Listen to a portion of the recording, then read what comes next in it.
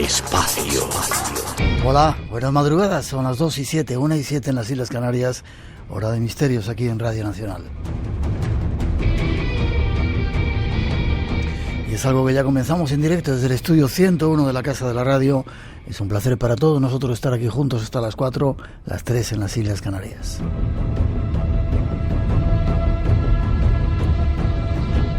Saludos y la bienvenida a nombre de todo el equipo que se encarga de realizar el programa. En la parte técnica esta noche, Margasca y Rubén de Felipe, Rosa Rodríguez en la locución y producción, Natalia Sotillos en la realización y coordinación, en las redes sociales, Antonio Baena, Juan Gómez y Ramón Álvarez, y este que os habla, Miguel Blanco. Un placer para todos nosotros estar juntos compartiendo este tiempo.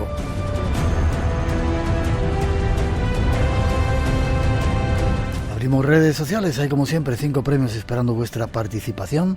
Teléfono de llamada gratuita 900-137-137, un número de WhatsApp nuevo 633 50 50 11, Blanco Radio en las redes sociales Face, Twitter e Instagram, y además Espacio en Blanco.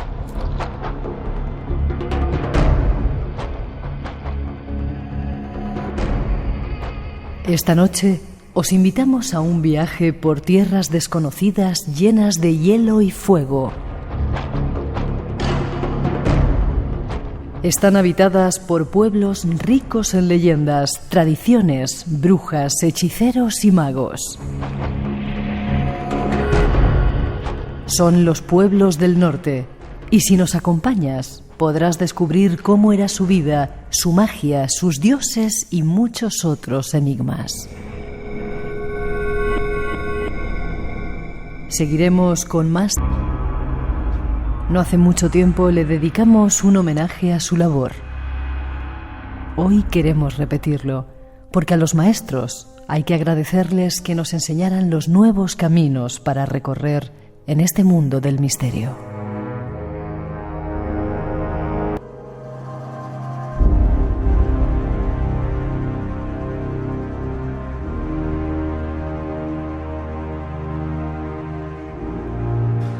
¿Celebraste la noche de Samhain?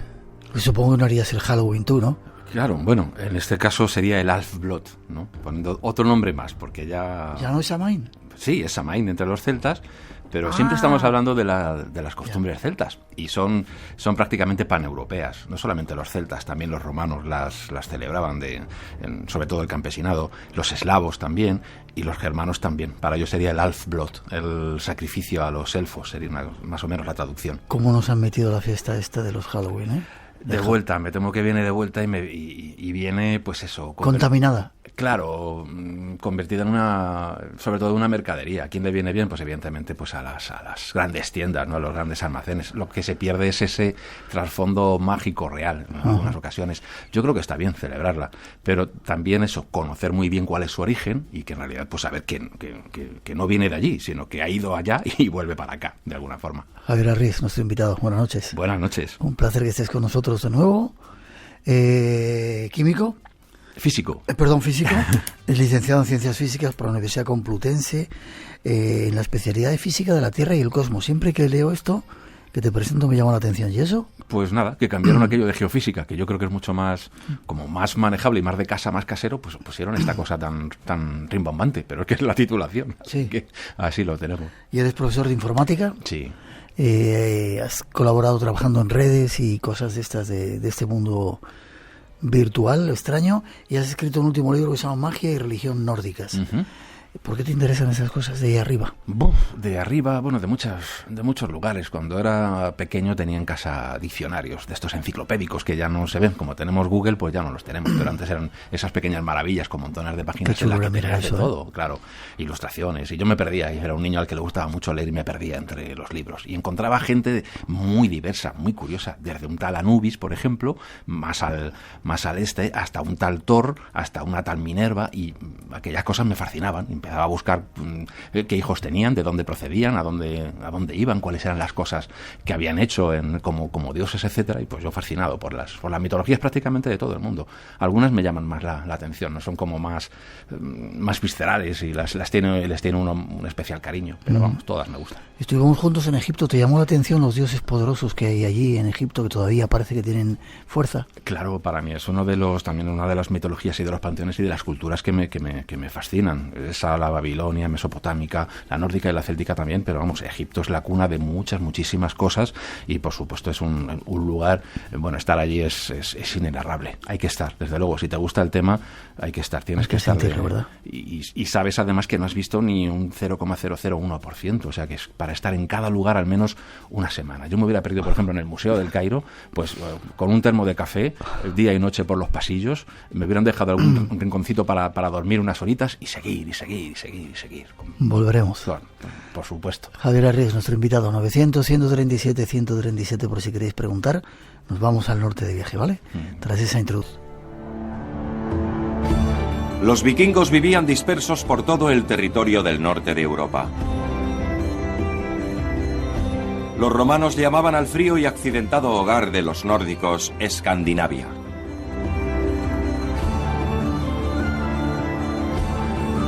Era una tierra misteriosa y extraña. Remota y escasamente poblada. Una tierra donde se unían el fuego y el hielo.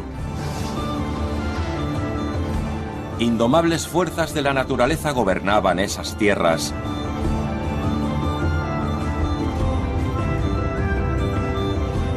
Rodeadas por los fríos océanos del norte.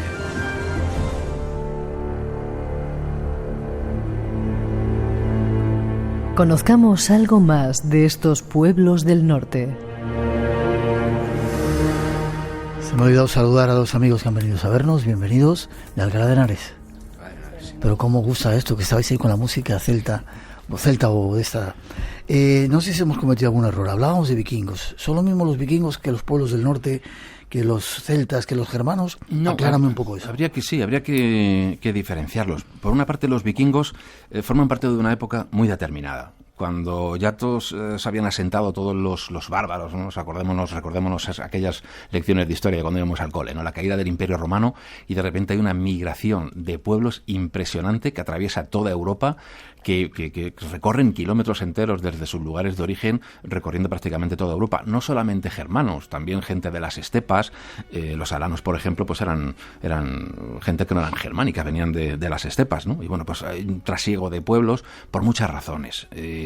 Entre otras cosas, por ejemplo, porque vienen pisando fuerte también gente de las estepas como los hunos, empujando a tribus que viven en pequeñas confederaciones y son incapaces de enfrentarse a un ejército tan numeroso y bien organizado como es el huno. Y por otra parte, por una explosión demográfica, por otra parte, y un descenso de las temperaturas brutal, un cambio climático en el norte de Europa, arriba, ¿no? Mucho frío. Hubo una temporada de mucho frío que obligó a muchas tribus que estaban en Dinamarca, en Noruega, en Suecia, a bajar hacia el sur para tratar de encontrar pues lugares más cálidos, ¿no? Lugares que dejaron también los celtas, porque hay una parte intermedia entre ese limes romano, es decir, entre las fronteras de Roma y los germanos, que son precisamente los celtas. Ellos están entre medias, ¿no? Otro pueblo que ellos consideraban bárbaros, que significa evidentemente pues extranjero, no tiene ninguna connotación realmente negativa. Bueno, pues ellos tenían contacto con esos celtas, y más allá de ese pueblo de los celtas, que lo conocían más o menos bien, estaban esos otros pueblos más alejados, como bien han dicho en esa introducción, con ese paisaje, ¿no? tan agreste, tan salvaje, tan violento, tan de contrastes de fuego y hielo, donde vivían esos otros pueblos que recibían mucha influencia de los celtas, pero que tenían también sus propias características. Empezaron siendo un tronco común de pueblos.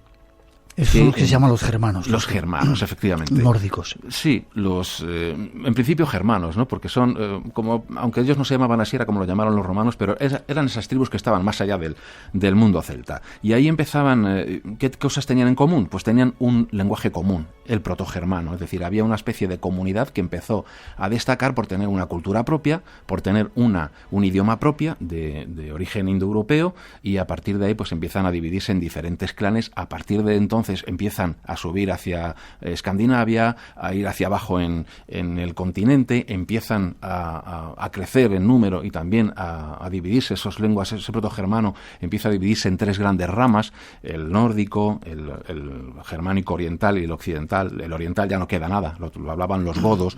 ¿Qué quedan ahora? Pues los lenguajes que tenemos ahora de origen germánico, que son el inglés, el noruego, sueco, danés, etcétera, ¿no? El alemán, evidentemente, el holandés. Esos son los lenguajes germánicos. Y bueno, pues esas gentes empiezan a aparecer en la historia. Los romanos empiezan a tener contacto con ellos, y aparte de tener ese contacto con los celtas, y empiezan a aparecer en el mundo de la historia y a conocerse sobre ellos. Yeah. Sí que nos interesa eso, separar bien el mundo celta del mundo germánico, que a veces, como tienen cosas muy parecidas, esa artesanía tan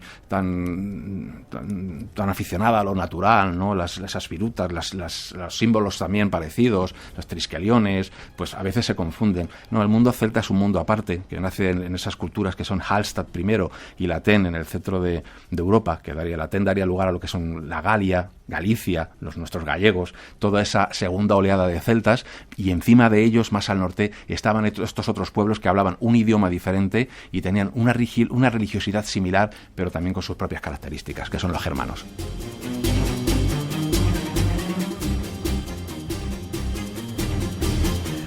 Y dime una cosa, ¿en qué países estaban distribuidos? ¿En qué zona geográfica estaban distribuidos? Al principio en una zona realmente pequeña. La cultura de Hastorf, que es la cultura en la que los arqueólogos ahora piensan que es donde nace el protogermano, hay pequeñas discusiones ahí entre los eruditos, pero ahí empezaría a aparecer ese primer lenguaje común, y en realidad pues no cubre mucho. Cubre Dinamarca, la península de Jutlandia con sus islas, el sur de Noruega, el sur de Suecia, la parte norte de Noruega y de Suecia prácticamente deshabitada por las condiciones durísimas del clima, algunas partes del Báltico, lo que sería ahora mismo pues Pomerania en Alemania, etcétera, y los Países Bajos. ¿Países Bajos también? Sí, Países Bajos también. De hecho, hay una buena parte de tribus germánicas tienen su origen en los Países Bajos. Por ejemplo, los francos realmente pues proceden de los Países Bajos, donde tenían un asentamiento ellos y otras tribus pues muy, muy antiguo. Entonces, ¿Islandia también? En Islandia después, es decir, la primera casa, por decirlo así, de los primeros germanos estaría centrado ahí. Escandinavia, el sur de Noruega, sur de Suecia, Dinamarca, la parte norte de Alemania, incluyendo también Holanda y Países Bajos, y estarían ahí de momento. Y luego, pues esas grandes migraciones, lo que decía antes de la caída del Imperio Romano, en el que empiezan a extenderse por todas partes, acaban con el Imperio Romano. Aquí llegan tanto los visigodos por un lado y los suevos por otro, que crean un reino en Galicia, es decir, tenemos presencia germánica aquí importante. Los vándalos que quedaron de paso y al final pasan por el estrecho de Gibraltar en barco a Cartagena, al norte de África. Y a partir de ahí dan pues bastante guerra al Imperio de Bizancio, y se generan los grandes reinos que conocemos, ¿no? que son los primeros grandes reinos de Europa, ya cristianizados. Los bárbaros se cristianizan. Los visigodos, cuando llegaron aquí, ya eran arrianos, eran cristianos, no eran católicos, eran arrianos, que era una herejía para los católicos, pero ya estaban cristianizados. Los visigodos por un lado, los francos, que darían lugar a lo que es Francia ahora mismo, los francos acabarían cristianizando a los sajones, etcétera. Después, o antes de eso, los sajones habían pasado a Inglaterra, donde crearon los reinos anglosajones, también se cristianizaron, etcétera. Y cuando ya estaban todos estos grandes reinos formados, por decirlo así, hay una segunda oleada que empieza pues en los siglos 8, 9, 10, que es lo que abre la era vikinga. A partir de una explosión demográfica que ocurre en Jutlandia, en Dinamarca, en Noruega y en Suecia, donde todavía son paganos, pues las gentes que no tienen tierra para poder cultivar se dedican o bien al comercio o bien al pillaje, o ambas cosas, y empiezan a salir en esos barcos que todos conocemos como una industria naval impresionante para la época, pues a asolar las costas del norte de Alemania, Alemania, francesas, las inglesas. El primer ataque registrado vikingo y que inicia la era vikinga es en el famoso ataque al monasterio de Lindisfarne en Inglaterra, donde bueno, pues se llevan todo el oro. Aquí se encontraron allí pues una mina prácticamente, montones de joyas religiosas en oro y en metales preciosos, defendidas por unos pobres monjes que no tenían ni idea de combatir y que por supuesto pues eran gente pacífica. Bueno, pues allí hicieron el agosto, como quien dice. Llegaron hasta aquí, por supuesto, hicieron incursiones pues en todas hasta partes. Sevilla, ¿no?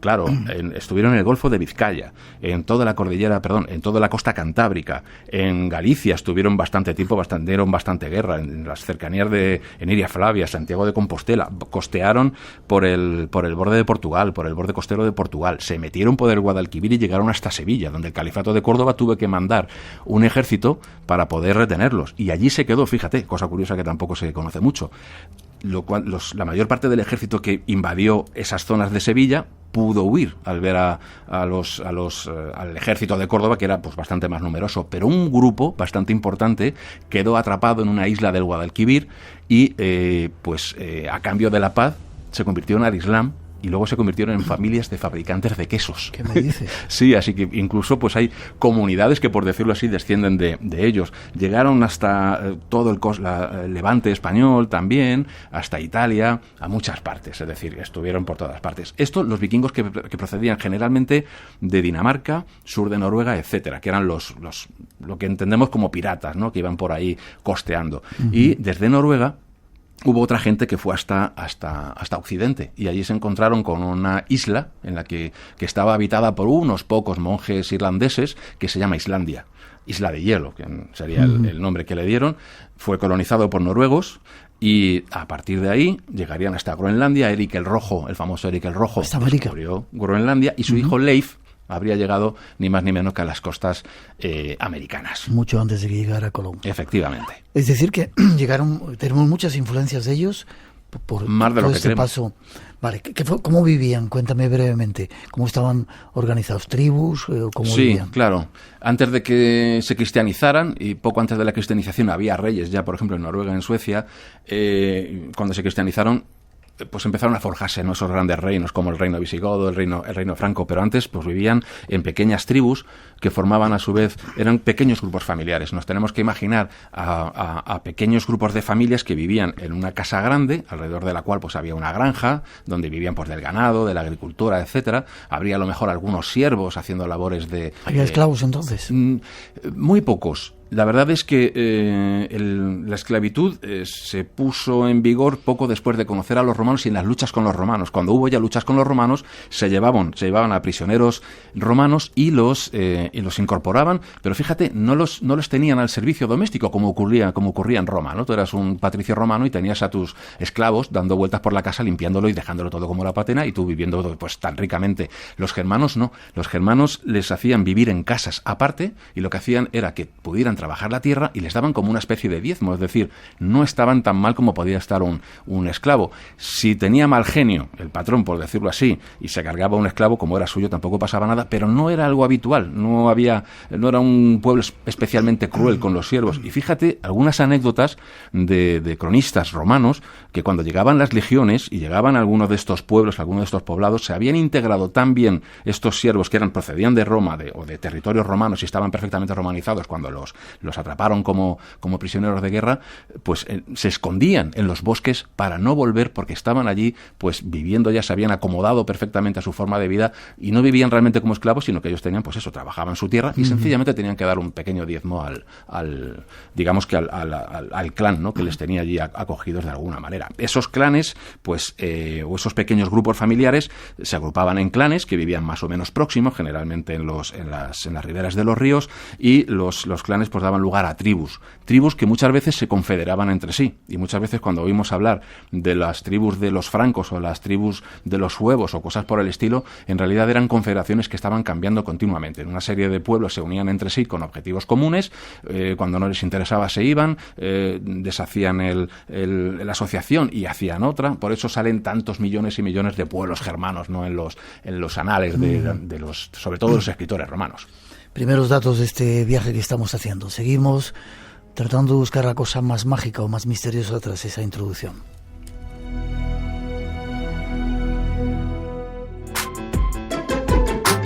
Radio Nacional de España se mueve contigo. Hay que darle más importancia a los pueblos, más cosas de los pueblos. Mira que a todos nos gusta el pueblo, pero los pueblos están cada vez más vacíos. Esto me suena a pueblo, con el Ciudadano García. Muchos dicen, ¿cómo me gustaría tener pueblo? Pues ala, que hay sitio. Esto me suena a pueblo. Todos los fines de semana, los sábados y domingos de una... Dilo tú, Dani. Sábados y domingos a la 1 de la tarde.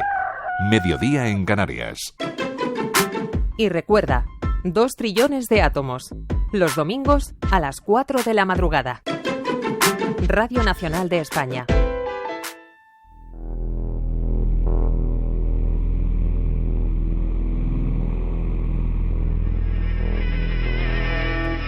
Los pueblos del norte tenían sus dioses.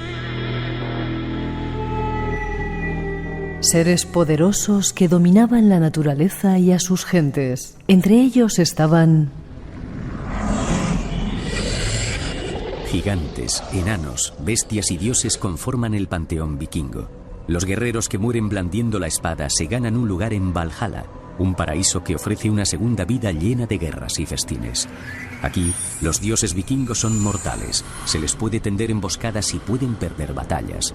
A pesar de todo, la sabiduría reina entre los dioses. Odín, la deidad suprema y dios de la guerra, dio un ojo a cambio de poseer sabiduría. Thor tiene el poder de controlar la climatología y envía rayos y truenos. Frey da fertilidad a la naturaleza, a la gente y a sus campos. Estos dioses continúan presentes en nuestra vida diaria. El miércoles es el día de Odín, el jueves el de Thor y el viernes el de Frey, algo evidente en los nombres de los días de la semana en inglés. extraños nombres, extraños dioses que ahora queremos conocer más ampliamente. Javier me miraba así de una manera rara, digo, lo estamos diciendo mal, es que no escuchabas... No escuchaba lo que estaba...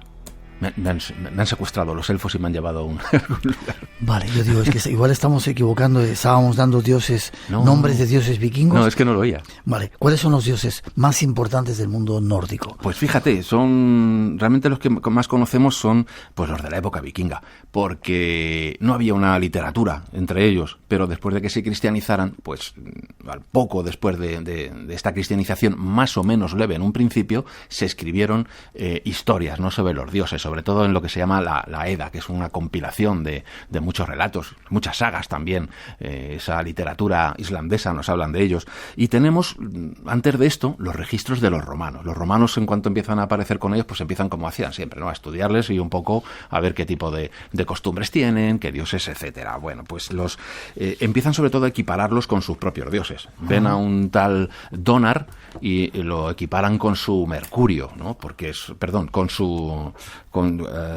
Hércules, porque es un dios fuerte, es un dios potente, con una garrota. En realidad este Donar es más adelante lo que aparecerá entre los nórdicos, entre los vikingos, como Thor. Es el nombre continental, por decirlo así, de Thor. El del martillo. Efectivamente.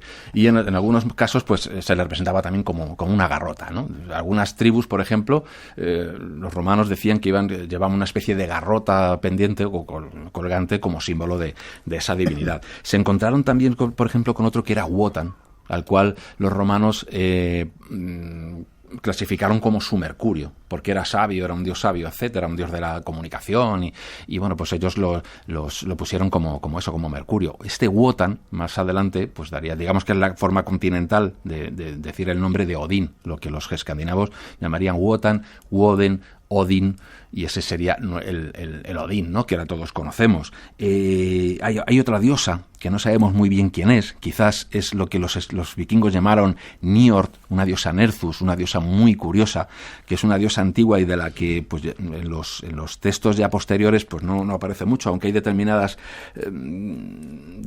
historias, ¿no?, que parecen volver a esta diosa. Esta diosa se adoraba en los pantanos. Había una isla en Dinamarca, cuenta Tácito, un escritor romano, que tenía una especie de bosque sagrado dedicado a esta diosa, la diosa Nerthus. Lo digo porque es importante, porque muchas veces se piensa que los dioses son todos masculinos, y no, había un culto también, ¿no?, muy intenso, dedicado a las diosas y sobre todo en los primeros tiempos, ¿no? A esta diosa Nerthus, a determinadas diosas madre que aparecen en ciertas muy pocas piedras en los limes romanos, que algunos bárbaros germanos que se habían metido en la legión dejaban pues los nombres de estas diosas por ahí. Pues esta diosa Nerthus es una típica diosa madre, una diosa de la tierra. Tenía, como digo, una especie de arboleda sagrada, y en esa arboleda sagrada había un carro.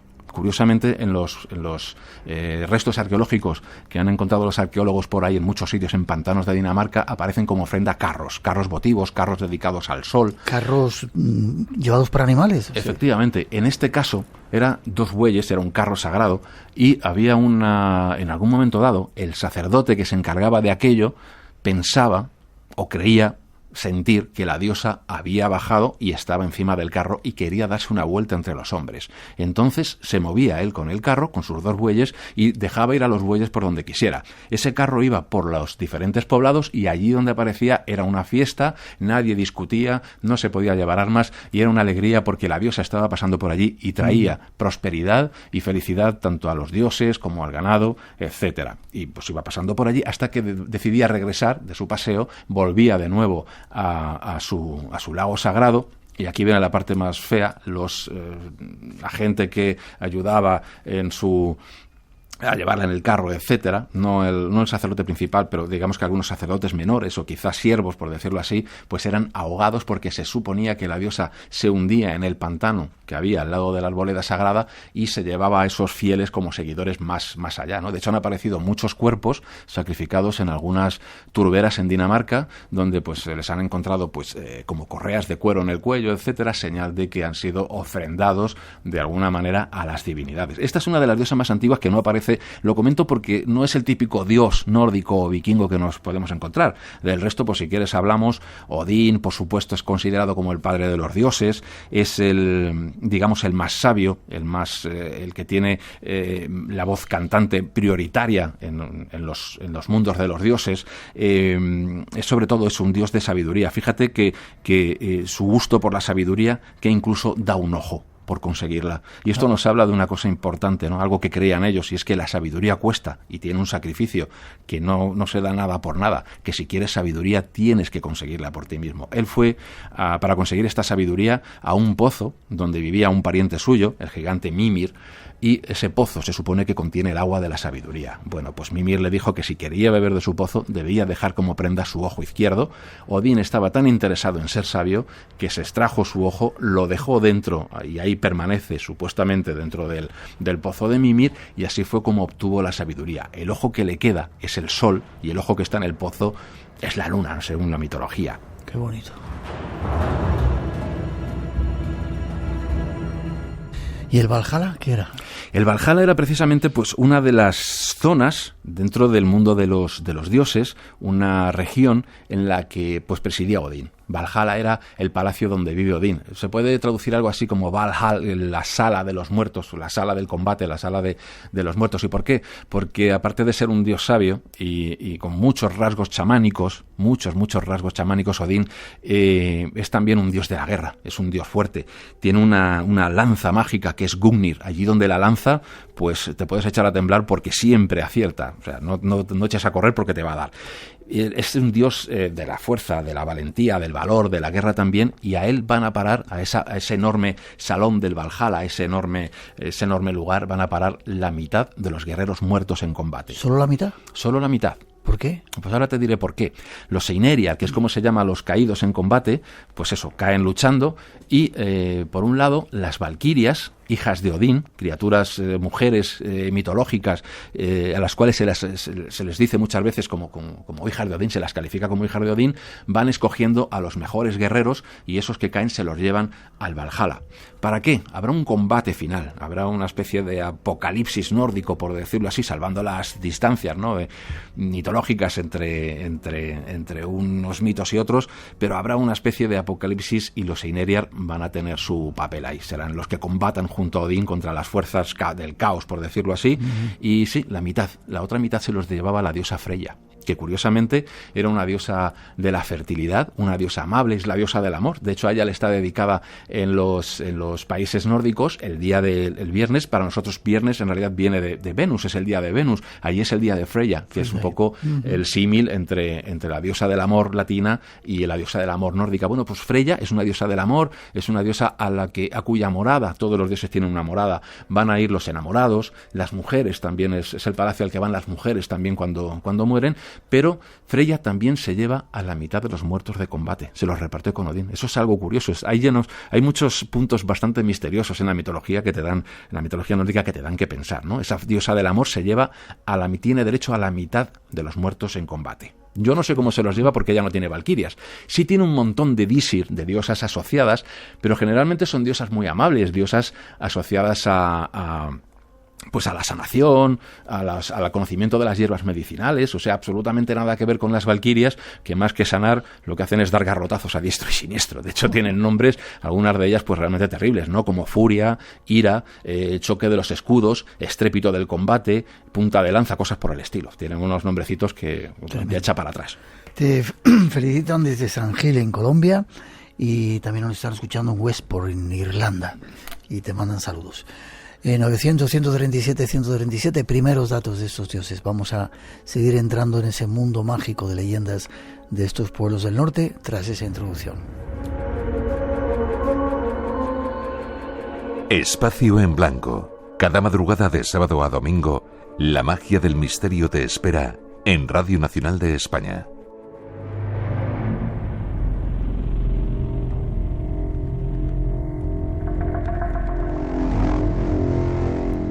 Seguimos a la búsqueda del conocimiento de estos pueblos del norte. Le toca el turno a las runas. La palabra runa significa murmullo. Proviene del vocablo runar, símbolo mágico, y se considera un regalo de los dioses a los humanos. María José Gancedo nos da algunos datos sobre ellas. El sistema runemal, que es la lectura de las 25 runas, es una especie de jeroglífico que nunca se llegó a hablar. En aquel momento, más bien, el lenguaje era gutural y se transmitía a través de los símbolos que se marcaba o bien en piedra, o bien en hueso, o bien en cuero, o bien en metal. Y en aquellos momentos servía más que para una conciencia interior como actualmente se utiliza, valía para conectarse con la naturaleza, porque esas 25 runas tienen todo el compendio de la sabiduría y del conocimiento del universo. Imaginaros qué volumen de sapiencia hay en ello instalado. Ellos lo utilizaban más para lo cotidiano, aunque solo había personas en exclusiva que podían hacer uso de ellas. Es decir, no era un bien común.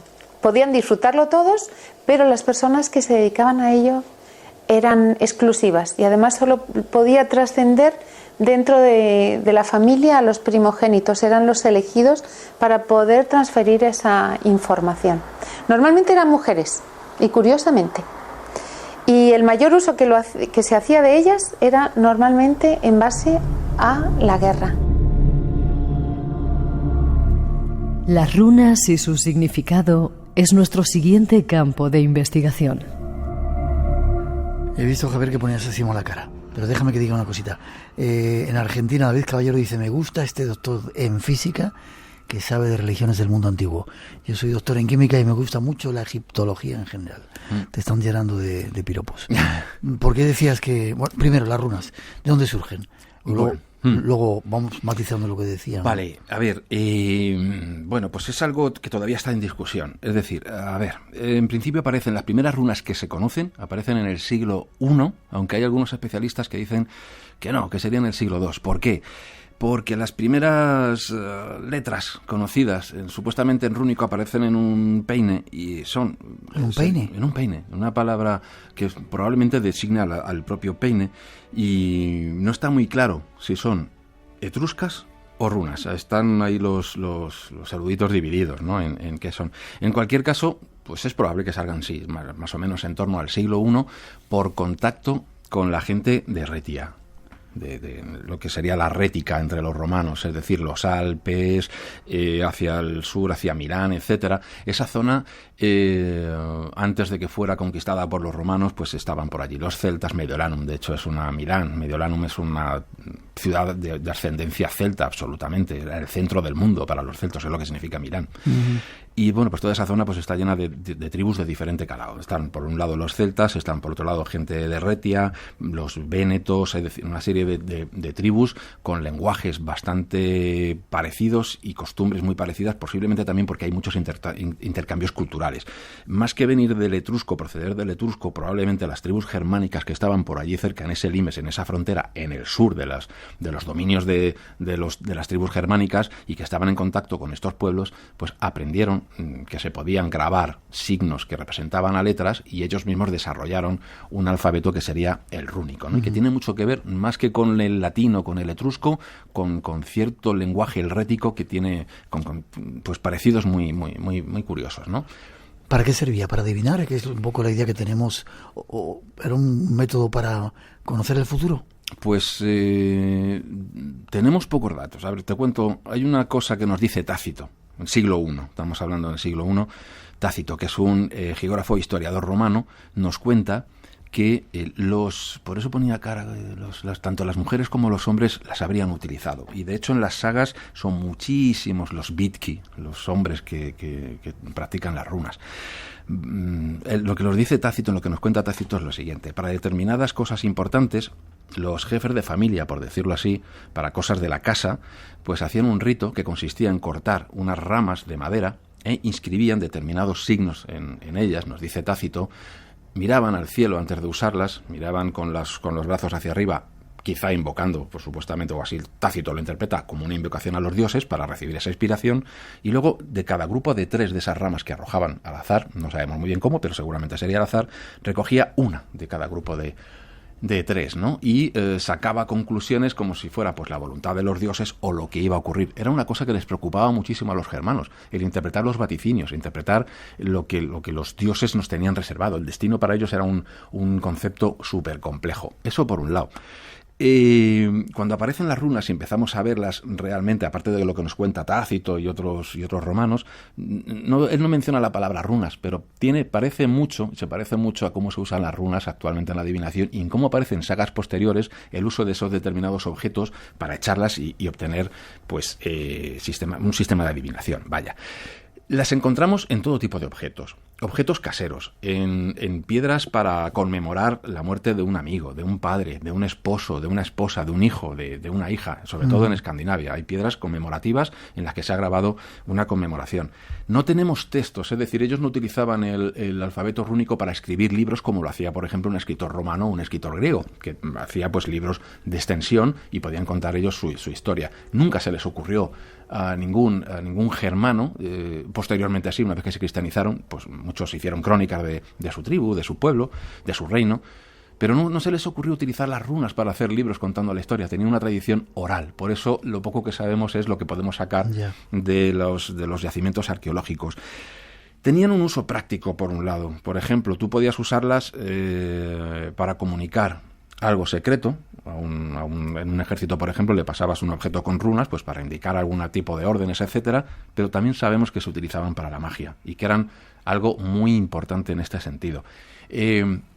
Antes movía la cabeza por lo siguiente: el Futhar, que es el sistema rúnico más antiguo, lo componen 24 runas, más que 25. La de 25, la 25 se llama actualmente, es decir, es el sistema que utilizan mucha gente que utiliza las runas actualmente, lo hace pues gracias a los escritos de un autor que se llama Blum, que aparte de estos 24 runas que componen el Futhar antiguo, el primero de los sistemas rúnicos, añadió una runa blanca, pero la añadió él por su cuenta y es contemporánea, que supuestamente representaría a Odín, pero no tenemos constancia de que ello haya sido así, ¿no? antes de él. Podemos estar contigo, Javier, horas y horas hablando de todo esto. Te pido, si puedes, sintetizar. Eso es.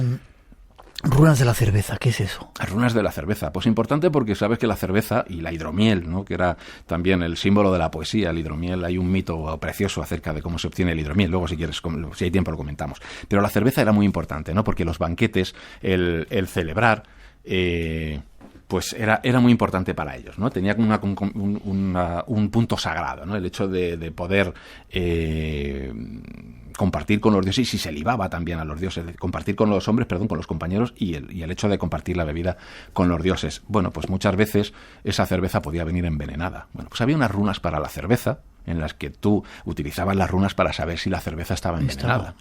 Sí, curiosamente. Y esas runas de cerveza, pues el Vidki, el hombre que tallaba las runas, las tallaba sobre el cuerno.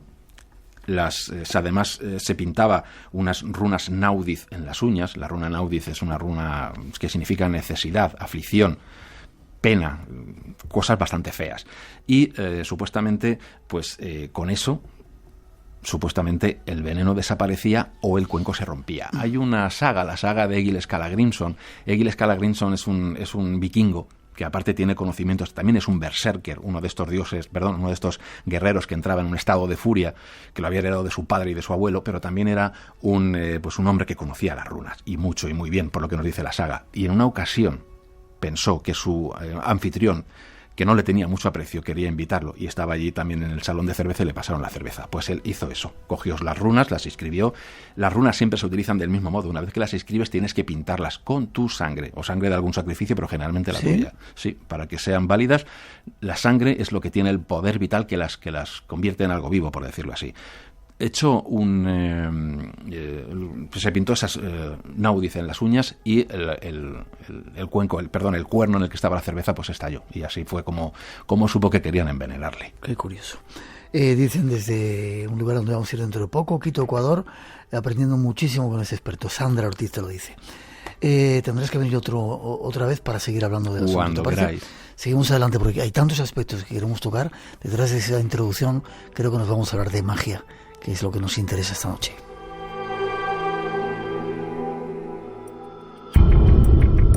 Esta noche, en Espacio en Blanco.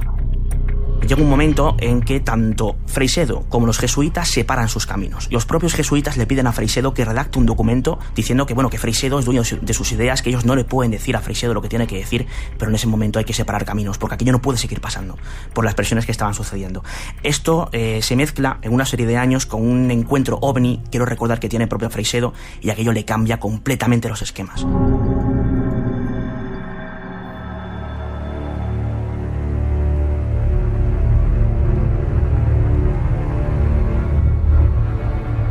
En muchas culturas de la antigüedad, la magia era vista como algo que no estaba separado del día a día. Mucha de la información que tenemos de los antiguos nórdicos llegó a través de las sagas, leyendas que narran historias mitológicas y épicas. Por las sagas se sabe que la magia tenía un componente chamánico, por el que se entraba en contacto con el mundo de los espíritus y el mundo de los dioses. Incluso hay dos dioses, Odín y especialmente Freyja, que se asocian con ella. De hecho, es bueno recordar que, según la leyenda, Odín se colgó de un árbol por varios días, y de esa experiencia nacieron las runas. Por otro lado, Freyja es considerada como la principal volva, que además le enseñó el camino de la magia a los demás dioses. Había 4 grandes grupos de magia. Por un lado estaba Seyor, donde estaban los viajes espirituales, la curación mágica, la remoción de espíritus y la sanación del alma. También estaba Spa, que era la práctica asociada a las profecías y a la adivinación en general. Por otro lado estaba Gal, que significa literalmente cantar, y se usaba para hacer encantamientos con la voz. Y por último estaba la magia rúnica, que se usaba para la protección y hacer hechizos.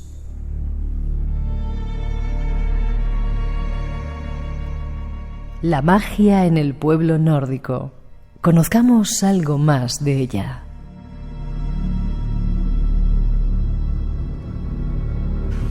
Tenían magia para todo. Hay un comentario que dice: yo tengo pintada una runa en la tumba de mi perro, la del buen viaje, dice Paula desde Tarragona. Magia para todo tenían. Sí, claro, y varias técnicas, efectivamente. Dos técnicas sobre todo básicas. Por un lado, el Seider, que era la que tiene el componente más chamánico, ¿no? Efectivamente, Odín se autosacrifica en el Yggdrasil, el árbol que se elige entre los mundos, se sacrifica con su lanza y permanece durante 9 días y 9 noches sin comer ni beber, sacrificado a sí mismo. Él es la ofrenda, el oferente y el ofrendado. Y en esas 9 noches de repente aparecen las runas y él las toma. Pero además del conocimiento rúnico, también es especialista en Seid, como Freya, efectivamente. El caso es que el Seid estaba sobre todo bien visto para las mujeres, pero curiosamente era considerado ergi, deshonesto, como débil para los hombres. Entonces estaba mal visto que los hombres practicaran el Seider. Y una de las cosas que hace Loki, un tipo de magia, ¿no? Claro, una de las cosas que hace Loki para ofender a Odín, un día le dio por enfadarse con todos y llamarles de todo. Pues una de las cosas que le dice Odín es que es un practicante de Seid y que le han visto hacer brujería, y eso es ergi, eso es deshonroso, eso es afeminado, sería incluso la palabra, ¿no?, que lo traduce. Odín es un especialista en el Seider. Tiene rasgos chamánicos. Se practicaba sobre una tarima en la que generalmente una seidcona, una mujer que practica el Seider, o una spacona, que sería la que trabaja con el spa también, prácticamente son la misma magia, trabajan sobre una tarima o sobre un trono alto, y mientras alrededor sus ayudantes jóvenes, tanto masculinos como femeninos, cantan unos cánticos, los cánticos de Baldur, que la ponen en trance. También se toca un tambor. Fíjate en los elementos chamánicos que hay aquí, por supuesto. Y bueno, pues entra en trance y se pone en contacto con los espíritus, etcétera. El Galdur significa exactamente eso, encantamiento, y es la mejor forma de traducirlo, es un canto. Y como nuestro encantamiento, encantar también es lo mismo. Cuando se canta, se encanta, es decir, nuestro propio idioma también habla de lo mismo. Y el Carmen, por ejemplo, la palabra latina Carmen significa eso también, encantamiento, una oración que se canta y que es un hechizo realmente. Pues el Galder es eso, es el poder de la voz, del ritmo, del canto. Los poetas nórdicos conocían bien esto y podían hacer desde poemas, que eran poemas para maldecir, hasta poemas para prácticamente cualquier cosa, para enaltecer y cualquier cosa. La magia rúnica se empleaba muchas veces en combinación, sobre todo con el Galder. Lo que se solía hacer es lo siguiente: tú tallabas las runas, como decía antes, generalmente era sobre madera, sobre tablillas, han aparecido en tablillas en cuerno, en asta, las tallabas, hacías un corte, las teñías con sangre, eso es importante, siempre lo dicen en las sagas, y después haces un Galdur, un canto que de alguna manera las dirige hacia su objetivo. ¿Esa gente que se dedicaba a la magia era importante dentro del grupo social? Sí, mucho. Ya te digo, algunos mal vistos, otros muy bien vistos. Por ejemplo, los hechiceros de la peor especie, a los cuales muchas veces se les acusaba de practicar el Seider o de prácticas de nigromancia, se les llamaba, por ejemplo, Raita, en una palabra que significa algo vil, algo que está fuera de la sociedad, y eran pues considerados como hechiceros de baja estofa, por decirlo así. Pero los magos importantes, los que practicaban sobre todo el Galdur, entre los hombres, pues estaban muy bien vistos, y un vikingo pues podía ser perfectamente un Karl, un Jarl, un señor, un noble, podía ser un Vidki y un buen conocedor de las runas. El Seider, como te decía, era generalmente utilizado por las mujeres. Las mujeres que lo practicaban eran consideradas como sacerdotisas y tenían un nivel social elevadísimo, eran súper respetadas. Pero esto además lo sabemos no solamente ya por los vikingos en plena época cristiana, cuando ellos todavía siguen siendo paganas, pero el resto de Europa cristiana, sino que el propio Tácito y otros autores griegos romanos lo dicen, ¿no?, que las mujeres son especialmente bien consideradas entre los germanos, porque creen los germanos que ellas tienen una especie de puente, de conexión especial con la divinidad y con el otro lado, y que cuando hablan a veces pues lo que están contando, diciendo de alguna manera, su intuición las lleva a poder hacer predicciones y a poder saber lo que quiere la divinidad. Entonces, muchas sacerdotisas, muchas mujeres eran respetadas. En algunos casos, incluso las que promovían sublevaciones contra la propia Roma eran profetisas, eran sacerdotisas reputadísimas. La arqueología además lo demuestra porque encontramos tumbas como en el barco de Oseberg, un famoso barco que se puede ver, lo habrás visto, seguro que nuestros oyentes lo habrán visto muchas veces, es el típico barco vikingo que aparece en el museo, creo que está en Oslo, quiero recordar. Pues allí había precisamente una sacerdotisa enterrada con su vara mágica, en forma de uso. Y bueno, pues objetos que estaban relacionados con su arte. Eran muy, muy respetadas.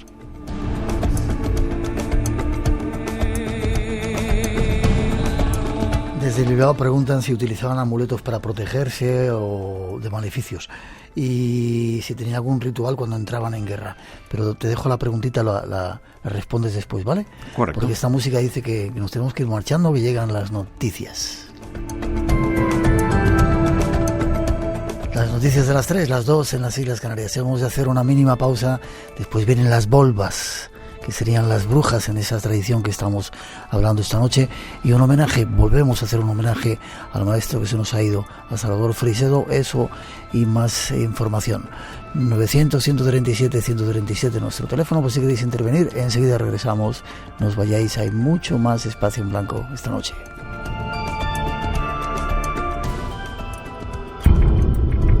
Esta noche, en Espacio en Blanco. Llega un momento en que tanto Freixedo como los jesuitas separan sus caminos. Los propios jesuitas le piden a Freixedo que redacte un documento diciendo que Freixedo es dueño de sus ideas, que ellos no le pueden decir a Freixedo lo que tiene que decir, pero en ese momento hay que separar caminos, porque aquello no puede seguir pasando por las presiones que estaban sucediendo. Esto se mezcla en una serie de años con un encuentro ovni, quiero recordar que tiene el propio Freixedo, y aquello le cambia completamente los esquemas. Las 3 y 7, 2 y 7 en las Islas Canarias, volvemos, es tiempo de misterios y llega ese universo de nuevo a Radio Nacional. 900-137-137 nuestro teléfono y bienvenido eres a este espacio en blanco en cualquier lugar del mundo donde estés escuchando. Redes sociales abiertas y recordar que en la segunda parte queremos hacer un homenaje a ese maestro que se nos ha ido, Salvador Freixedo, no os lo perdáis. Mucha gente felicitándote, diciendo que tienes que volver, Javier. Yo te pido que seas breve, quiero que contestes a la pregunta esa si salía. Sí, rapidito. Vale. Sí, claro. Creo que una de ellas era si había amuletos para protegerse, etcétera. Claro, por supuesto. Uno de los más conocidos, que además lleva a todo el mundo, mira, yo llevo uno ahora mismo, es el martillo de Thor. Ya te lo he visto.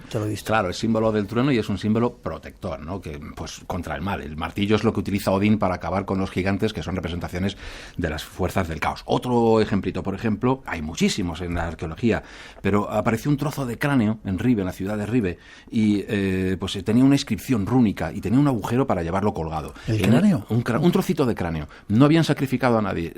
Y la inscripción se hizo después de que la persona muriera. Es decir, quien sea, cogió el cráneo de esa persona que ya había muerto, hizo una inscripción. Un padre para su hijo. Un padre que hizo una inscripción en la que invocaba a Ulfur, un dios que no sabemos muy bien quién es, Odín, que está claro quién es, Haithir seguro es el dios Tyr, y para que el enano deje de darle dolor de cabeza a su hijo. Ten en cuenta que los enanos eran orfebres y estaban continuamente con su martillo y el yelmo, entonces seguramente esa asociación de ideas del dolor de cabeza, tendría el hombre unas migrañas terribles, pues el dolor de cabeza asociado a un enano que era el que producía la enfermedad dentro de su cabeza, y el cráneo, que evidentemente está vinculado a la cabeza. Dos ejemplos de talismanes, pero hay muchísimos más. Luego preguntaba también si había ritos antes de la guerra. Sí. Por supuesto que los había, y eran pues muy importantes, y los llevaba toda la tribu al pie de la letra. Por poner algún ejemplo, Tácito nos habla, por ejemplo, de que los ejércitos germanos, antes de entrar en combate, hacían un canto de guerra, lo que él llama un bardito. Ponían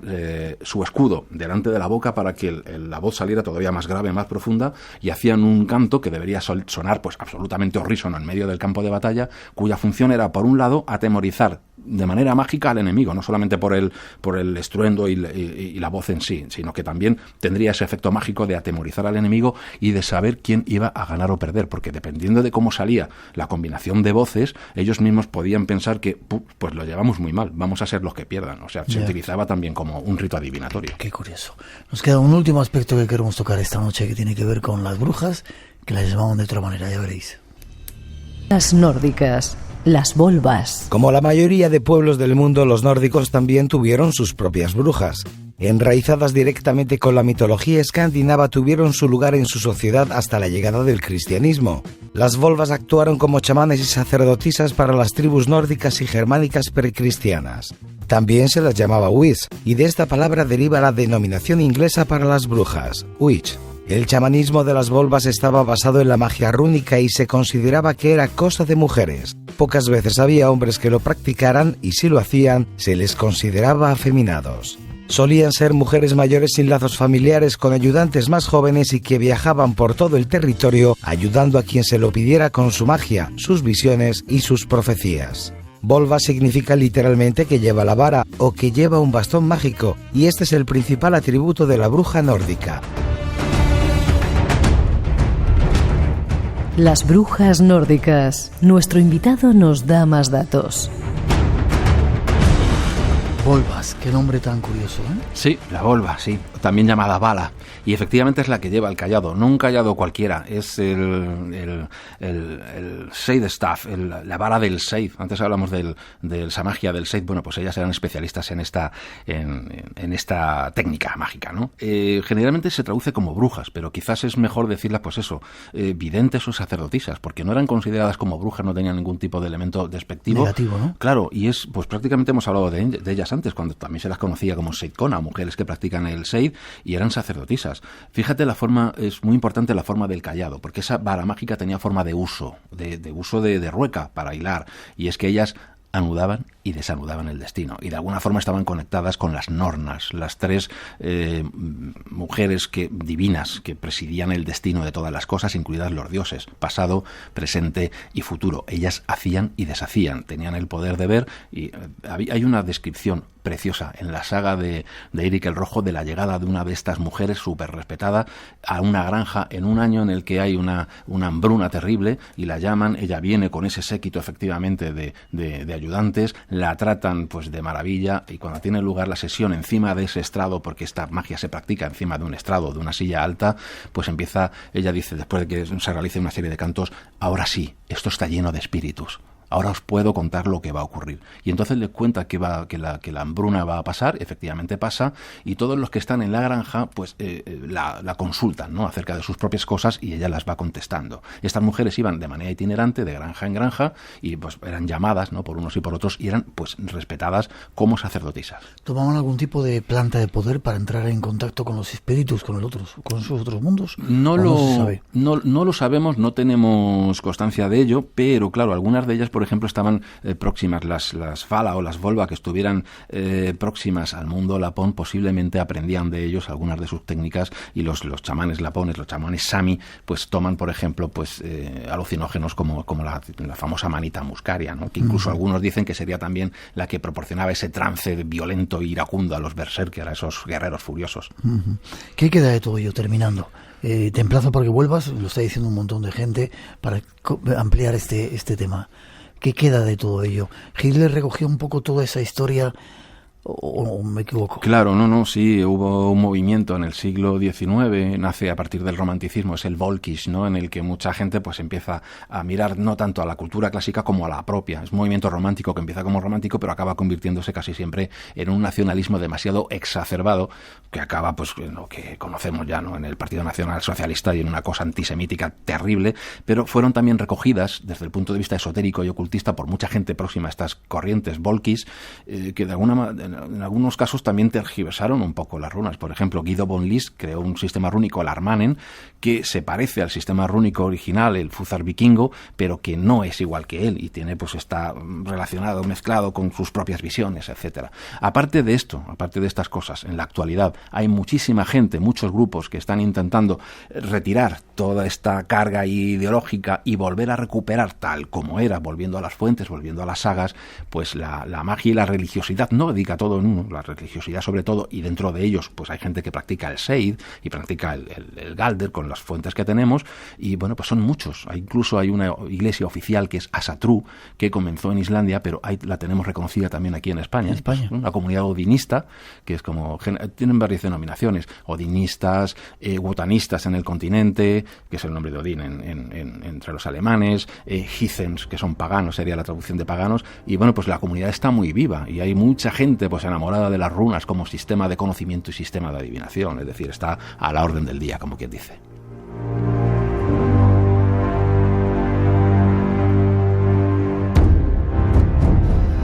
Tengo que despedirte, Javier, sintiéndolo mucho.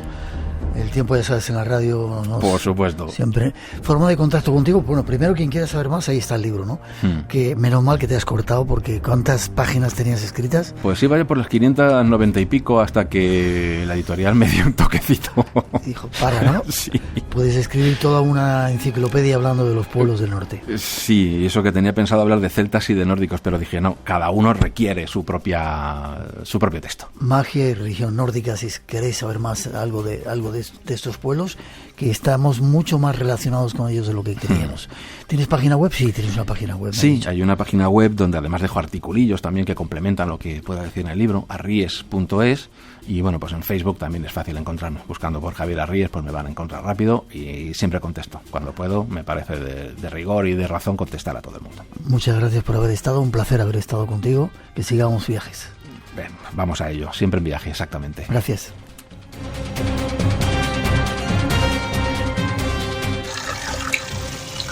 Hola, soy Nendo Dango. Este chorrito de agua que escucháis al fondo es el nacimiento del Nilo Blanco, en concreto su fuente más meridional, en Burundi. Estamos a 6.700 kilómetros todavía hasta alcanzar el delta del Nilo en Egipto. Y desde aquí os mando un abrazo a la familia de Espacio en Blanco.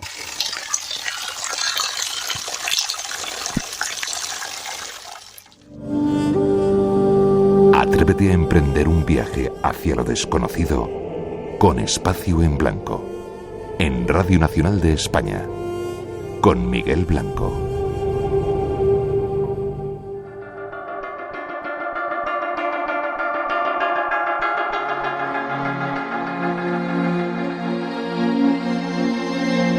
Y nos vamos con informaciones de las nuevas actividades que hay en el mundo del misterio. En esta ocasión nos vamos hasta Zaragoza, Pinseque, exactamente, para hablar con el presidente de la Sociedad de Investigaciones Parapsicológicas y Exobiológicas, Antonio Padilla. Buenas noches, Antonio.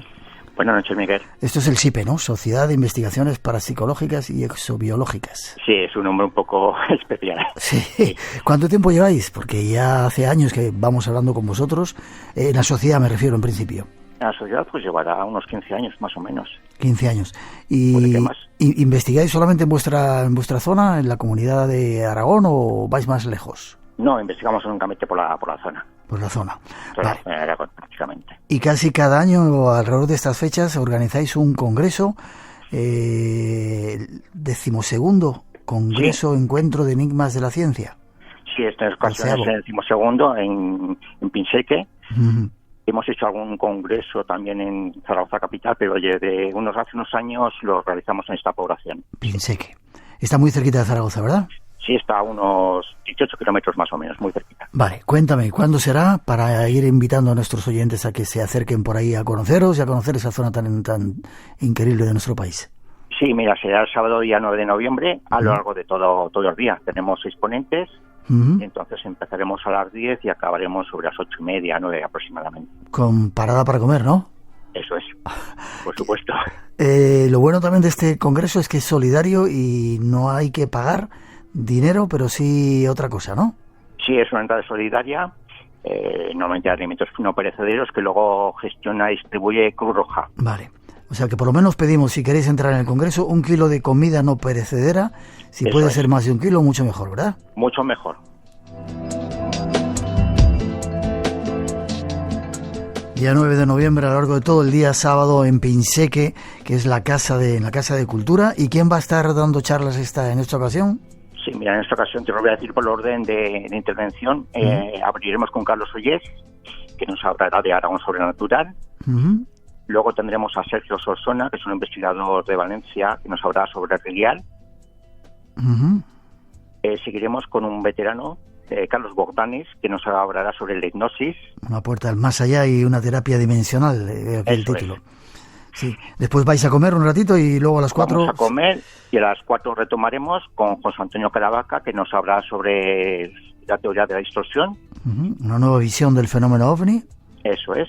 Luego continuaremos con una joven investigadora que se llama Alejandra Fernández, que hablará sobre patologías insólitas. Y acabaremos con Mariano Fernández Urresti, que hablará de los templarios y el secreto de las catedrales, su último trabajo. 6 ponentes para tener un sábado completito en el mundo del misterio, desde las 10:30 hasta las 8 de la tarde que se clausura el Congreso. La única forma, ¿tenéis mucho espacio para mucha gente o hay que reservar o cómo hacemos? No hay que reservar, tenemos un salón suficientemente amplio y yo creo que no hay problemas de ocupación, de sitio. Vale, de cualquier forma, ahí tempranito, sábado por la mañana, vais tempranito ahí a Pinseque, a la Casa de la Cultura, en la calle Campo número 17, lleváis un par de kilitos o 3 de comida no perecedera que luego controlará la Cruz Roja y disfrutáis de este congreso. ¿Forma de contacto para la gente que quiera más información, Antonio? Sí, pues en la forma tenemos una página en el Facebook que se llama Encuentros SIPE, que es una página pública, no hay ningún problema. Encuentros SIPE, y hay más datos, ¿verdad? Eso es. Perfecto. Día 9 de noviembre es la cita en Pinseque, Zaragoza. Que sigáis muchos años más, Antonio. Muchísimas gracias. Un abrazo para todos y todos los miembros de ese equipo del SIPE. Gracias. Hasta pronto. Adiós. Radio Nacional de España se mueve contigo. Todos los adjetivos relacionados con lo singular, la valentía, la elegancia o lo extraño. Como os decía, entramos en el Museo del Prado una mañana de primavera con Luis Eduardo Aute. Escucha el arte. También quizá esta exposición de Juan Genovés surge en un momento. Nos gusta el arte. Comenzamos este recorrido en la Sala Canal. La radio tiene ojos, con Ana Morente. Trasladar el mundo de los ojos, el mundo del arte, al mundo de vuestros oídos. La radio tiene ojos. Sábados y domingos a las 2:30 de la tarde. Te contamos lo que vemos. La 1:30 en Canarias. Y recuerda, Entre dos luces, de martes a viernes a las 3 de la madrugada. Radio Nacional de España.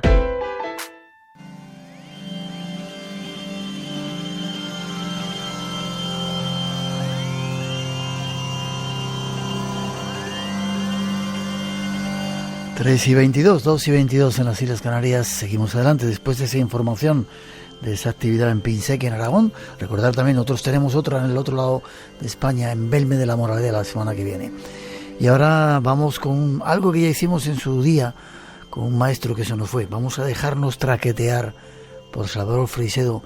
Dos de nuestros compañeros han rescatado algunas de sus palabras. Si no las habéis escuchado, no os lo perdáis. Lo hacemos con el máximo respeto hacia todas las religiones, porque viene algo de crítica. Con ello os dejamos.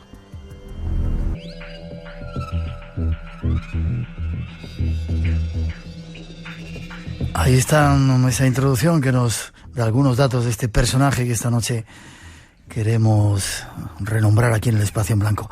Tenemos dos invitados. Buenas noches, don David. Déjame saludar si quieres. Hola, ¿qué tal? Ramón Álvarez, nos vamos hasta Barcelona, es por deferencia de lo tenemos en Cataluña. Don Ramón Álvarez, ¿cómo estás? Hola, buenas noches, Miguel, muy bien. Criminólogo, experto en cosas de radio, misterios en las ondas, es un poco el nombre que ha llevado como bandera. ¿Y oyente del Espacio en Blanco desde cuándo? Pues fíjate, desde las 3 décadas que anda por ahí en marcha el Espacio en Blanco, 32 años. 32 años. Sí, es verdad, sí. Bueno, déjame dar saludo a nuestro compañero David Cuevas. Buenas noches, don David. Hola, buenas noches, Miguel. Buenas noches, Ramón, ¿qué tal? ¿Cómo estás? Hola, David, buenas noches. Un placer coincidir contigo, camarada.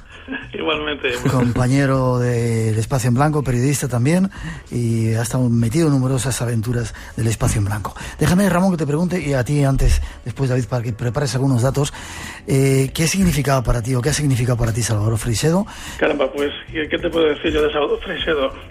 Hombre, significa mucho, y más si me permites que te comente así brevemente. Yo lo conocí en una presentación de un libro que vino aquí a Barcelona, creo que el año 77, 78, Y yo tenía pues entonces 14 años, y la primera vez que lo vi a Salvador Freixedo, y pude estrechar su mano y hablar con él. Pude estar a favor o en contra de sus teorías o planteamientos. Lo que sí que hay que reconocer es la forma de defenderlo, es esa vehemencia, que defiende además sus teorías con calor, como él mismo dice, ¿no? Sí, señor. Eso francamente es de admirar. Y quizá lo original que ha sido en sus teorías, que él se adelantó a muchos otros a decir cosas que, bueno, últimamente están saliendo por ahí, o muchos otros han aprovechado. Tú lo has escuchado a lo largo de multitud de ocasiones y sobre todo en el programa, y de darte las gracias, Ramón, el pedazo de trabajo que te has pegado para sacar fragmentos, que es un poco la idea que hoy tenemos. Vamos a sacar, lo habíamos explicado, pequeños fragmentos de testimonios y de declaraciones que ha hecho Salvador desde el año 1987. Sí, yo tengo registrados por lo menos 12 intervenciones que van desde el año 87 pues hasta el 99, quiero recordar, en el Espacio en Blanco de Salvador Freixedo.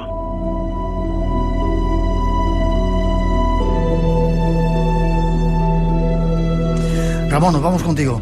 Comenzamos con algunos de los testimonios que tú has, declaraciones más que testimonios, que tú has recuperado. Nos vamos hasta el año 1987.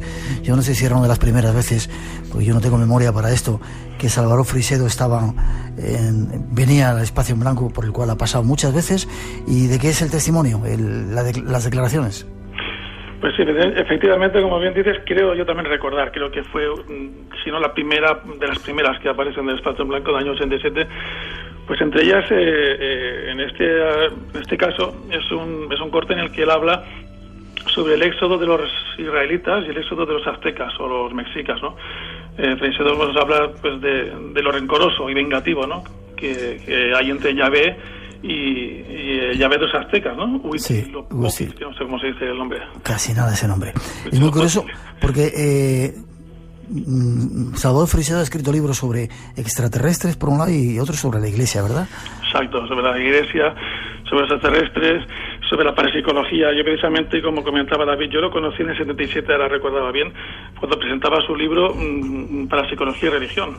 Vale, creo que David tiene una larga lista de libros para que nos diga alguno de ellos. Sí, bueno, si me permites, Miguel, fíjate, comentar, porque nos hayamos quedado con que Batista invita a Freixedo a salir del país, ¿no? De Cuba viaja a Puerto Rico, donde funda la Casa de la Juventud Obrera Católica, que constituye con sus propias manos, ¿no? Allí escribe su libro más polémico, Mi Iglesia duerme. Desata el escándalo absoluto, Miguel. Mientras en España los censores de Manuel Fraga, entonces ministro de Información y Turismo, prohíben el libro, en todo Norte y Sudamérica se desata una gran controversia. El libro se convirtió en bestseller en muchos países, catapultando a Salvador Freixedo a las primeras páginas de todos los periódicos y haciendo que llegase a editar un LP, un disco y un single donde aparecía el sacerdote leyendo párrafos de su libro. Imagínate lo que esto supuso, ¿no? Era todo un fenómeno social, sigue siéndolo, pero en aquel tiempo era un fenómeno social. Déjame que me adelanto yo porque tengo que meteros prisa. Entre muchos de los libros, extraterrestres y creencias religiosas, curanderismo y curaciones por la fe, Defendámonos de los dioses, La granja humana, que era uno de los más polémicos, Interpelación a Jesús de Nazaret y La amenaza extraterrestre. Y esto es lo que contaba en ese primer corte que nos ofrece nuestro compañero Ramón Álvarez.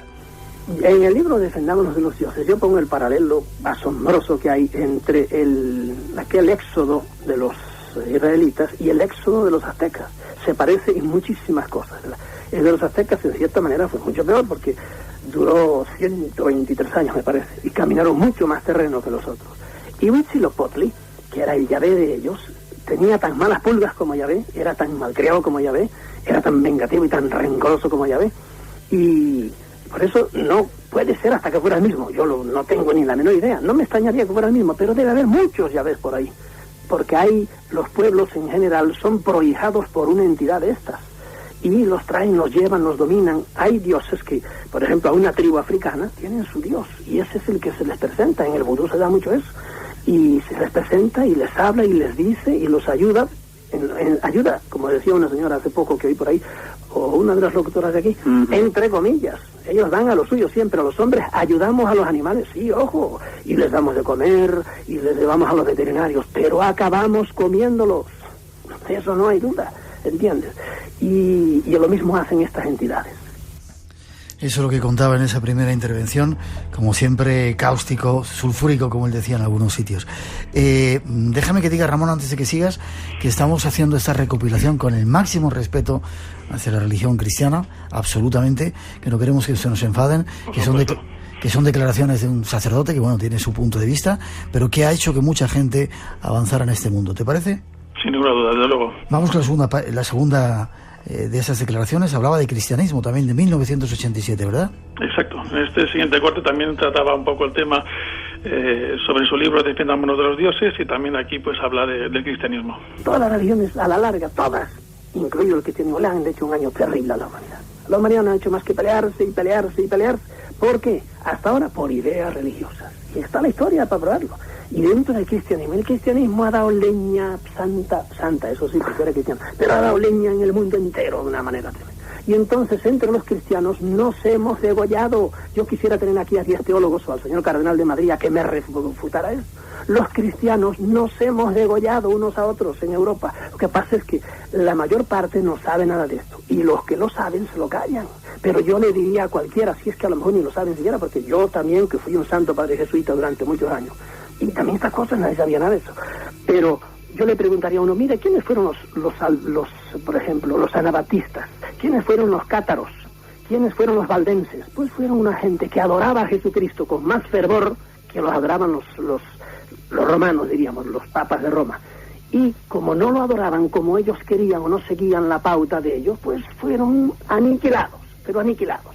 La noche de San Bartolomé, es tal la cantidad de horrores que hay en la historia de Europa solo por odio entre cristianos que uno se queda pasmado. Pasa que eso la gente no lo sabe. Y entonces uno dice, qué bien nos han hecho. Sí, tiene parte positiva la religión, indudable, pero a la larga nos ha hecho daño, porque nos ha amarrado la mente, y aquí tienes una cantidad todavía de fanáticos, son capaces de degollar a quien sea, porque no piensa como él. A más de uno le estará pasando ahora cuando me está escuchando, que estará queriendo que me caiga arriba al cielo y me hunde por las herejías que estoy diciendo.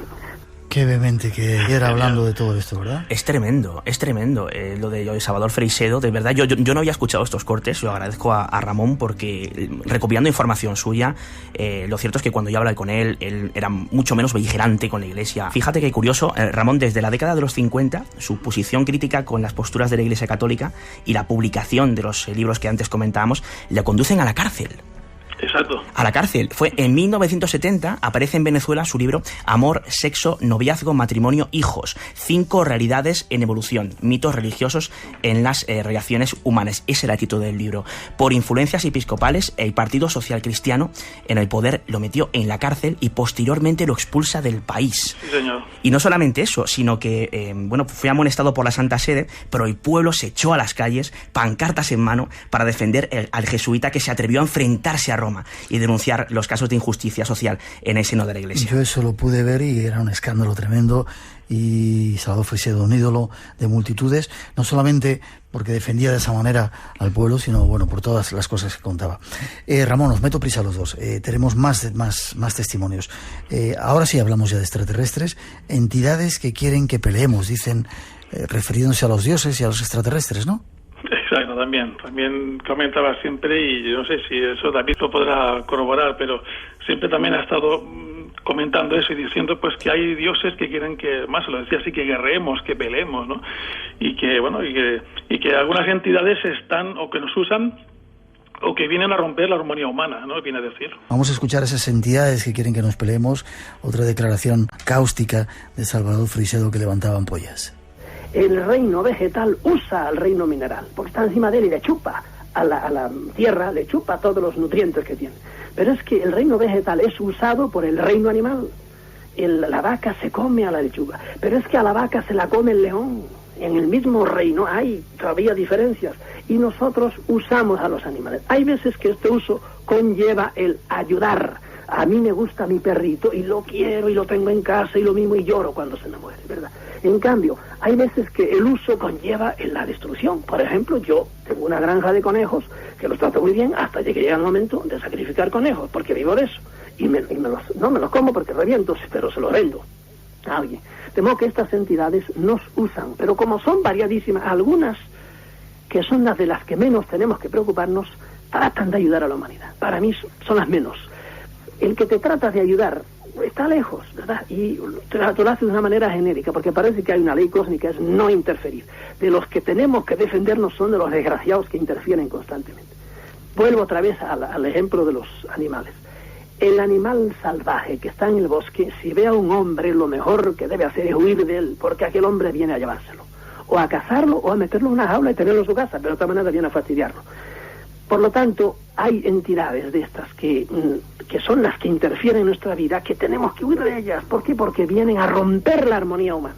Y de hecho lo han hecho de 40.000 maneras. Y ahí están, no sé, todos los capítulos que yo les he dedicado a ver cómo ha sido la horrenda historia humana. ¿Por qué estamos peleando siempre? Porque a ellos, a algunos, les conviene que peleen. Como por ejemplo, hay una cierta raza de gallos que los hombres los usan, los entrenan, los alimentan, igual que a los toros, solo para que sean bravos y que se peleen y le dan el gran espectáculo a los señores, ¿verdad? Hay otros dioses, nosotros somos los dioses de los gallos, ¿verdad?, que abominan de eso, no quieren, defienden a los animales. De modo que ellos son variadísimos también, y no hay que ser ingenuos en creer que porque es una entidad de estas ya es buena, no, ni hablar. De repente pasa algo... David. Sí, efectivamente, como comentábamos, bueno, pues desde los años 70, digamos que se ha dedicado a la investigación del campo de la parapsicología y en especial del fenómeno OVNI. Incluso llega a fundar el Instituto Mexicano de Estudios del Fenómeno Paranormal, del cual presidió el primer gran congreso internacional organizado por dicha institución. Pero mucha gente preguntará, bueno, ¿pero por qué Salvador Freixedo pasa de la Iglesia a los OVNIs? Y lo cierto es que llega un momento en que tanto Freixedo como los jesuitas separan sus caminos. Los propios jesuitas le piden a Freixedo que redacte un documento en el que, bueno, redacten, digamos, un documento que firman a medias entre los propios jesuitas, diciendo que, bueno, que Freixedo es dueño de sus ideas, que ellos no le pueden decir a Freixedo lo que tiene que decir, pero en ese momento hay que separar caminos, porque aquello no puede seguir pasando por las presiones que estaban sucediendo. Esto se mezcla en una serie de años con un encuentro ovni, quiero recordar que tiene el propio Freixedo, y aquello le cambia completamente los esquemas. Cuando ve eso, dice, algo extraño está pasando y la religión, desde luego, no me va a dar las respuestas que yo creía. Quizá ese fenómeno extraño sí me las dé. Es por eso que se mete a investigar todo esto, Ramón. Y hay un corte que él hace referencia a estos ovnis, a estos extraterrestres que nos visitan, ¿verdad? Sí, en concreto es del año 93. Y bueno, y él habla de los contactados y del comportamiento un poco de los extraterrestres, la muerte de ganado, etcétera. Vamos a escucharlo si te parece. Para comenzar, Salvador, preguntarte cómo está el tema de la investigación de los ovnis. ¿Tenemos ya alguna respuesta? ¿Sabemos algo después de todo este tiempo, de miles de casos, de cientos de miles de testigos? Sí, hoy sabemos ya cosas, por ejemplo, que hace 40 años, cuando empezó a ventilarse esto, sabemos ya seguro cosas que entonces no sabían, ¿verdad? Muchas cosas. Quizá que no sabemos nada, sabemos que no sabemos nada. No, algo sabemos, eso es indudable. No sabemos lo último, las intenciones últimas, qué es lo que ahora tiene más importancia. Por ejemplo, sabemos hoy, gradualmente hemos visto que primero no sabíamos si lo que habíamos en el cielo eran aviones o no. Después supimos ya que sí, que no eran aviones. Después, si eran tripulados o no eran tripulados. Nos convencimos que eran tripulados porque vimos a los hombrecitos o a los hombrotes tripulantes bajar de los aparatos. Después nos dimos cuenta de que esos señores no solo bajaban y se volvían, no, hablaban con los hombres. Y entonces entramos ya en el mundo de los llamados contactados. Es decir, hay mucha gente que ha entrado dentro de los platillos y que ha conversado con sus tripulantes. Después empezamos a ver un paso más, a observar qué hacían. Y empezamos a descubrir con pasmo de que hacían cosas muy raras. Cosas, no solo es que se llevaban muestras de plantas y de minerales, lo cual es bastante lógico, sino que se llevaban gente también. E incluso mataban, luego lo vamos a analizar más concretamente, mataban ganado, mataban. Llevaban, a veces se lo llevaban enteros, pero sobre todo se dedicaban a matar ganado y lo mataban de una manera muy especial. Yo he visto ese ganado en más de una ocasión, ¿verdad? Lo mataban de una manera muy especial, llevándole ciertas vísceras. A veces eran unas vísceras, a veces eran otras vísceras, y a veces era solo una mínima parte del animal, una mínima, la parte de una glándula, nada más, pero en todos los animales de lo mismo. Y claro, empezamos a descubrir qué quiere esta gente, qué es en lo que estamos ahora, qué es lo que pretende esta gente. Yeah. Entonces, estamos ahora también tratando de, algunos tiene que caer en la cuenta todavía, otros ya hemos caído en la cuenta de que son muchos los tipos de tripulantes de ovnis, son muchos los tipos de visitantes, muy diferentes, y hay que empezar a distinguir entre ellos. Cosa que algunos creen que no, que son todo lo mismo. Le llaman extraterrestres, que a lo mejor ni son extraterrestres. Son no humanos, es lo único que se puede decir, ¿verdad? Y empezamos a tratar de distinguir. Ya hay una tipología, hay gente que tiene una división, 50, 60, 70, 80 diversos tipos de omninautas, vamos a llamarles así. Esto no lo sabíamos hace 40 años.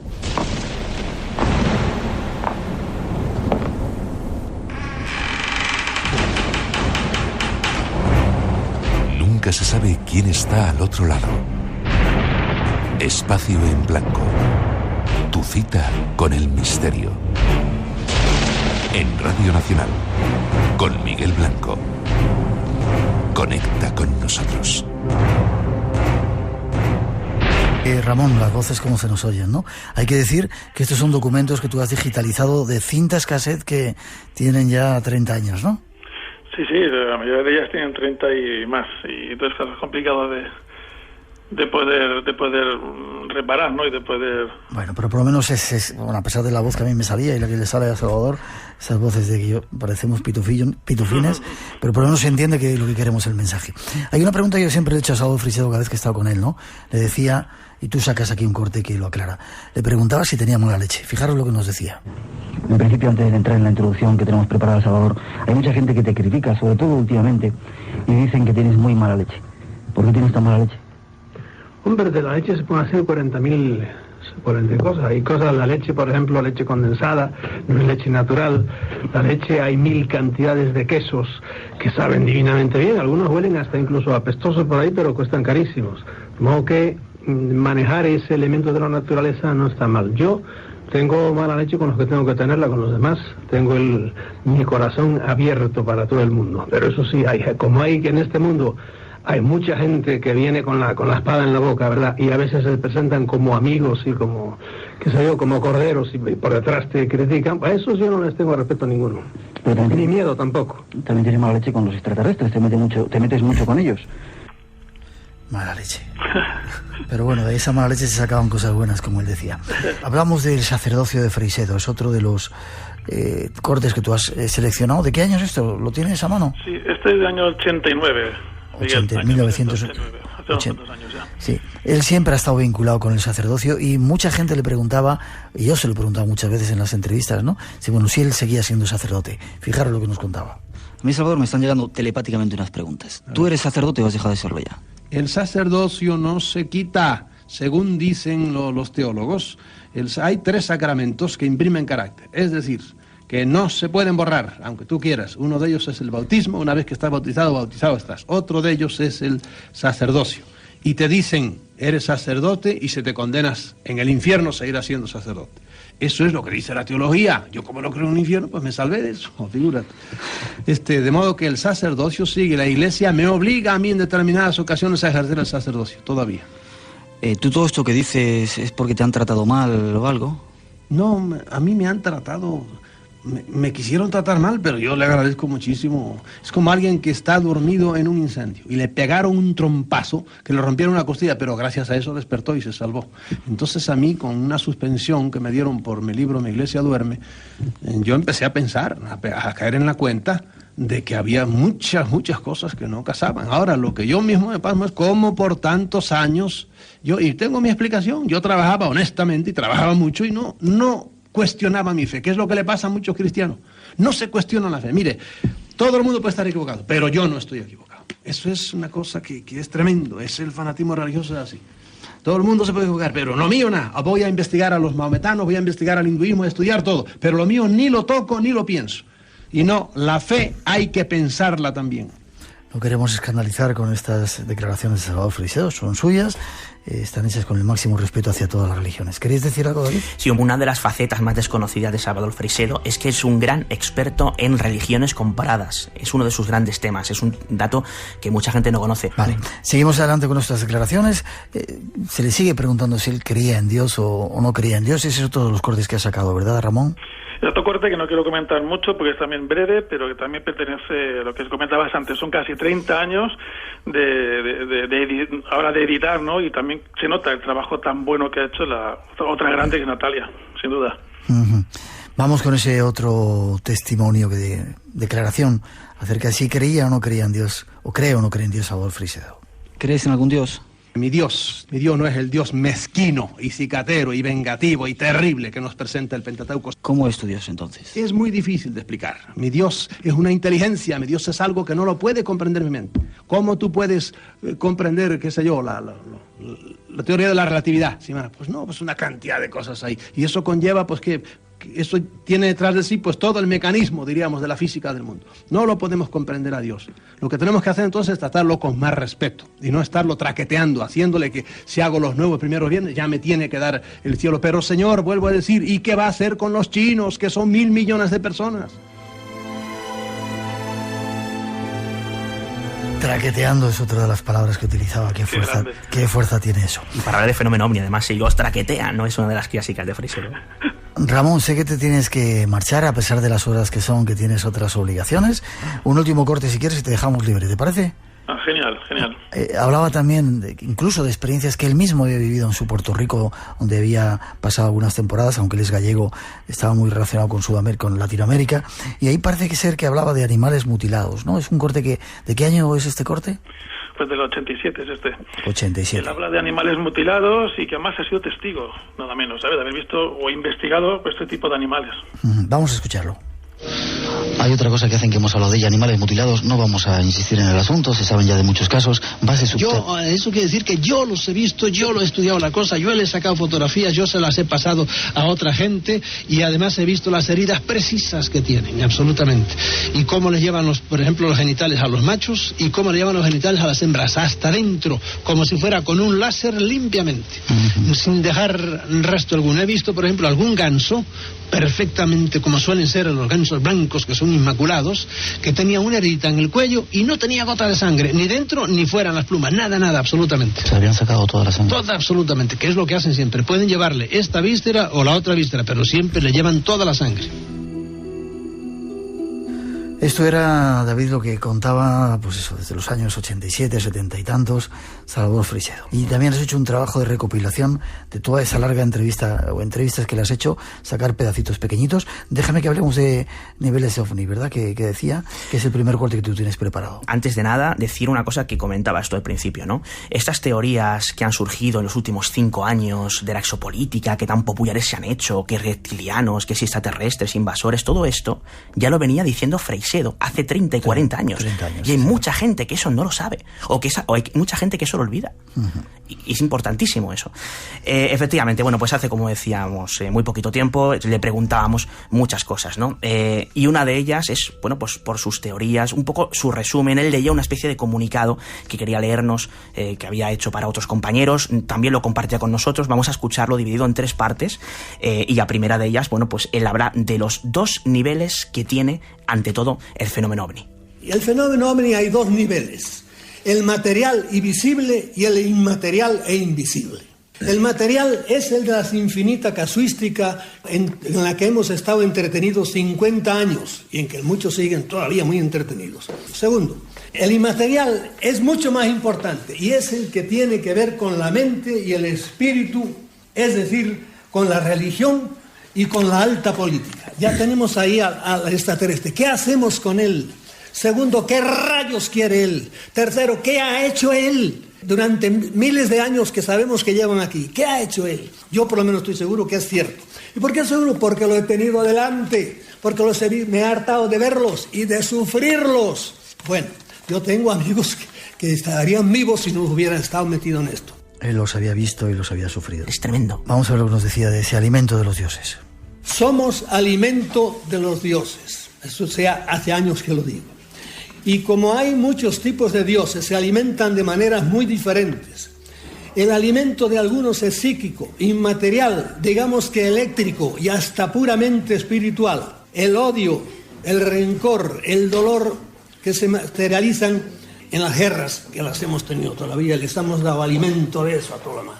Se lo hemos estado proporcionando por siglos. El alimento de otros es más material. Los dioses no comen carne, pero no estén muy seguros. Y esto no lo digo yo, no lo invento yo. Habla también de los tipos de inteligencia, que es el primer bloque que tú has preparado, David, y lo escuchamos. Por último, hay 4 tipos de inteligencias extrahumanas que interfieren con las vidas de los hombres. Ojo, no me estoy refiriendo a los diversos tipos de extraterrestres que nos visitan o que conviven con nosotros, porque esos son muchos más. De estos 4 tipos de inteligencia que interfieren en nuestras vidas, unos son positivos y otros son negativos. Hasta hace poco los negativos habían tenido mucha más influencia, pero creo que en estos últimos años los que nos quieren ayudar han empezado por fin a actuar, y en este momento está habiendo una enorme batalla entre ellos de la que mucha gente empieza ya a darse cuenta, porque hay mucha gente que está despertando, mucha gente, porque si no, créanme, vamos a toda velocidad al suicidio del planeta. Suicidio del planeta, y una parte positiva de supuestas entidades que nos visitan, que nos está ayudando. David, hay que darle las gracias a ti también, como se lo ha dado a Ramón por ese trabajo que habéis hecho, a Salvador Freixedo por toda esa reparto de santa leña que ha hecho durante todos estos años, abriéndonos la conciencia, y sé que lo está escuchando. Nuestra enhorabuena, que esto sirva para mostrarte todo el cariño que te tenemos durante todo este tiempo. Forma de contacto que nos vamos. Bueno, pues forma de contacto para aquellos que quieran hacernos llegar algún tipo de caso, algún tipo de experiencia. A mí me interesan particularmente, es David Cuevas, espacio en blanco, @gmail.com. Repetimos si quieres rápidamente, David Cuevas, espacio en blanco, @gmail.com, y esperamos que este homenaje guste al bueno, al grande de Freixedo. Hasta pronto. Hasta ahora. Espacio en Blanco, con Miguel Blanco, a la búsqueda de los lugares donde habita el misterio, abriendo las puertas del más allá. En Radio Nacional de España. 3:53 y seguimos en directo. Qué grande, Salvador Freixedo. Buenas noches, Rosa. Hola, buenas noches, Miguel. Qué grande, ¿verdad? Muy grande, sí. Qué grande. Se te ponen los pelos de punta al escucharle hablar con esa vehemencia. Hay un comentario que compartimos, triste por la muerte de Salvador Freixedo. Personalmente me enseñó, como él decía, a utilizar su cabecita, a no creer lo que nos dicen sin antes pasar por el análisis, y le enseñó a ver a Dios de otra forma mucho más grande de la que nos inculcaron. Hace 30 años o 40 años ya estaba diciendo ideas que ahora están apropiándose otra serie de personas. Allá donde esté, lleno de luz seguramente con las respuestas, nuestro homenaje desde aquí. Le habrá gustado ese homenaje, sí, esa recopilación tan bonita, ¿no?, en el tiempo de todo su que hicieron Ramón Álvarez y David Cueva, nuestros compañeros. Nos vamos a ver la semana que viene. Nos vamos ya, nos quedan muy pocos días. Allí estaremos desde el viernes 8 de noviembre, el sábado, haciendo un programa. A las 8 de la tarde empezaremos a hacer ese programa. El sábado 9 de noviembre tendréis que estar allí. La entrada es libre, gratuita, hasta completar aforo. Con una pequeña condición. Una pequeña condición, y es que hay que aportar 2 kilos de comida no perecedera. Y con eso ya te has ganado esa entrada. Para los bancos de alimentos que lo necesitan, y más en este tiempo que se está acercando ahora de la Navidad. Así es. 2 kilos si queréis entrar, podéis entrar evidentemente, pero esa es la aportación. Y allí nos vamos a encontrar con un montón de amigos que van a estar en esa segunda Bienal de Parapsicología y Misterio, como David Cuevas, Jesús Ortega, Juan José Revenga estará por allí, Juan Gómez presentando su último libro, Jesús Callejo, Miguel Rodríguez, David Flores, Hugo Semoloni, Pedro Amorós, Jorge Astiaro. Vamos a tener Hipnosis, un espectáculo con Jorge que siempre... Como les gustó, hace 2 años que estuvimos allí, todo el pueblo empezó a correrse la voz y fueron a ver esa demostración. De nuevo Jorge Astiaro vuelve. Ir primero a las charlas que hay antes y luego disfrutaréis el domingo de esa... Así es. Jorge Astiaro será, pues ya la clausura, el cierre de las jornadas. Y allí empezarán el viernes a las 7 de la tarde, es la inauguración de la Bienal. A las 7:15 estará allí ya Óscar Fábrega dando la primera ponencia y bueno, y ahí estaremos también nosotros y el sábado haciendo ese programa donde os esperamos a todos los que queráis. A partir de las 8 ir un poquito más pronto para pillar sitio, porque sabemos que va a ir mucha gente. Y sin olvidar esos 2 kilos de comida no perecedera para aportar nuestro granito de arena. Sí, a partir de las 8 nos vemos en el Espacio en Blanco. Así es, tenemos que dar los 5 ganadores. Eso que nos es. vamos. Son Marisa del Rosario de Barcelona, José Luis Fernández de Toledo, José Sánchez de Málaga, Ramiro Villahermosa de Palma de Mallorca y María del Mar Bou de Valencia. Por favor, escribidnos un correo electrónico con vuestra dirección postal para que os enviemos ese libro a espacioenblanco@rtve.es. Y nos siguen escribiendo de diferentes partes del mundo. Tánger, Marruecos nos escuchan, República Dominicana, a un sitio donde vamos a ir dentro de poquito, a Cuenca, en Ecuador, Cuba, saludos, Chihuahua también, saludos desde a todos. México también, Alberto Durán II nos ha mandado saludos, desde Uruguay tengo yo a Silvia da Silveira y desde Colombia, Pedro también, Saludos Pedro PC nos manda a todos los que nos un beso. escucháis. Nos vemos prontito, Belme de la Moraleda. Nos vemos con las maletas en la mano. Sí, señor. Gracias, Rosa.